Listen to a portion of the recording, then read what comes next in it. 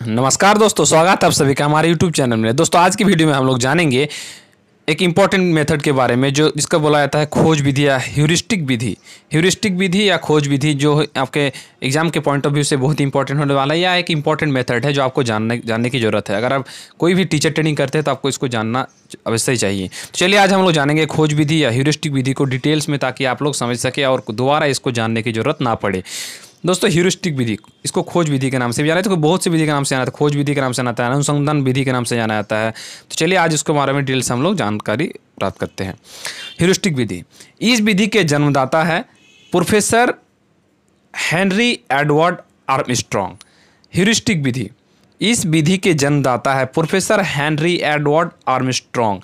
इसे स्वयं ज्ञान प्राप्त करने की विधि, ज्ञान प्राप्त करने की विधि, अनुसंधान विधि, खोज विधि या ह्यूरिस्टिक विधि के नाम से जाना जाता है। इसे 4 नाम से जाना जाता है खोज विधि को: स्वयं ज्ञान प्राप्त करने की विधि, अनुसंधान विधि, खोज विधि या ह्यूरिस्टिक विधि भी कहते हैं। इसके जन्मदाता कौन है? Professor Henry Edward Armstrong. आप इसको याद रख सकते हैं, नहीं भी रख सकते हैं, लेकिन आपको 4 नाम है: अनुसंधान विधि, खोज विधि, ह्यूरिस्टिक विधि। आपको कोई अलग अलग नाम से भी इसको पूछ सकता है। इसमें बच्चे स्वयं ही सत्य की खोज करते हैं। खोज विधि जो है ना, डिस्कवर, बच्चे स्वयं ही सत्य की खोज करते हैं। इसी वजह से वे ज़्यादा सक्रिय रहते हैं और खोजी कहलाते हैं, और ये खोजी कहलाते हैं। चलिए देखते हैं आगे। इसमें बच्चे स्वयं को अध्ययन, अवलोकन तथा निरीक्षण करने का पर्याप्त अवसर प्रदान किया जाता है। ये अपने शिक्षकों, तंत्रों, आंकड़ों, पुस्तकों आदि की सहायता से, मतलब शिक्षक की सहायता से, पुस्तकों की सहायता से, आदि की सहायता से सत्य की खोज करते हैं, मतलब खुद खोजने की कोशिश करते हैं। शिक्षक सिर्फ उनकी सहायता करते हैं और बच्चे सक्रिय एवं प्रसन्न रहते हैं। जिसमें बच्चे सक्रिय एवं प्रसन्न रहो, वो सबसे इंपॉर्टेंट मेथड होता है। सबसे इंपॉर्टेंट, जैसे वहाँ आगमन था, आगमन भी इंपॉर्टेंट मेथड है। ये सब गणित के लिए ज़्यादा कारगर है, जितना भी विधियाँ है, गणित की विधियाँ। सक्रिय रहते हैं बच्चे, ज़्यादा सक्रिय एवं प्रसन्न रहते हैं। और यही बाल विकास में आपको समझाया जाना चाहिए कि बच्चे जिसमें सक्रिय रहे वही आपका इंपॉर्टेंट मेथड होने वाला है। तो चलिए देखते हैं। आप तो समझ लिए कि इसमें खोज विधि में बच्चे सक्रिय रहते हैं, शिक्षक सिर्फ उसमें सहायता करते हैं। हर्बर्ट स्पेंसर नाम का एक साइंटिस्ट है, उसने खोज विधि के बारे में कुछ कोट किया है। आप इसको भी याद रख सकते हैं। अगर आप आंसर लिखने के टाइम इसको आप कोट करते हैं तो देखिए, आपको बस नाम लिखना है साइंटिस्ट का, हर्बर्ट स्पेंसर। आप उसके बाद कुछ बना के भी लिख देना तो आपको वहाँ इफेक्टिव हो जाएगा। हर्बर्ट स्पेंसर ने कहा है कि बालक को कम से कम बताया जाए और जितना अधिक संभव हो उन्हें खोजने के लिए प्रोत्साहित किया जाए। बालक को आप आंसर नहीं बता दें, मतलब आपको उसको खोजने के लिए प्रोत्साहन करें कि आप खुद उसका आंसर निकालिए। हर्बर्ट स्पेंसर का कहना है। तो चलिए देखते हैं आगे। और एक साइंटिस्ट है, इसको भी आप लोग देख लीजिए। अगर आपको नाम याद रखना है तो नाम याद रख सकते हैं। वर्नाड, H.C. वर्नाड। जहाँ तक संभव होता है वहाँ तक यह विधि छात्रों को खोजने वाले की स्थिति में रखती है। मतलब जहाँ तक बच्चा खोज सकता है वहाँ तक बच्चा खोजने की कोशिश करेगा। उसे अपनी आधार सामग्री स्वयं खोजनी पड़ती है और अपने प्रश्नों को स्वयं पूछना पड़ता है। फिर आगमन की वैज्ञानिक विधि का प्रयोग करके, आगमन मतलब जो पहले उदाहरण विधि का प्रयोग करके उसे अपने सिद्धांतों का परीक्षण और अपने निष्कर्षों का निर्माण करना पड़ता है। जहाँ तक संभव होता है वहाँ तक यह विधि छात्रों को खोजने वाली स्थिति में रखती है। उसे अपनी आधार सामग्री स्वयं खोजनी पड़ती है और अपने प्रश्नों को स्वयं पूछना पड़ता है। फिर आगमन की वैज्ञानिक विधि का प्रयोग करके उसे अपने सिद्धांतों का परीक्षण और अपने निष्कर्षों का निर्माण करना पड़ता है। आप इसका नाम याद रख सकते हैं, H.C. वर्नाड। चलिए देखते हैं आगे। अब आ गया इसके कुछ उद्देश्य। खोज विधि का उद्देश्य क्या है? आप किसी भी विधि का उद्देश्य खुद से बना के लिख सकते हैं कि इसका उद्देश्य क्या होने वाला। वही ना उद्देश्य होगा कि बच्चे अच्छी तरह सीख जाएं, कि बच्चे इसको सीखने में आसानी हो। बस आप कुछ बना के लिख दीजिए ताकि वो आपको स्टेप हो जाएगा कि हाँ, और परिभाषा के बाद आप लोग अपने उसका उद्देश्य लिखा, उसके बाद स्टेप लिखा, उसके बाद गुण, दोष और निष्कर्ष, ये 5 स्टेप में आप डिवाइड करके लिखे तो आपका अच्छा मतलब आंसर लिखा जाएगा।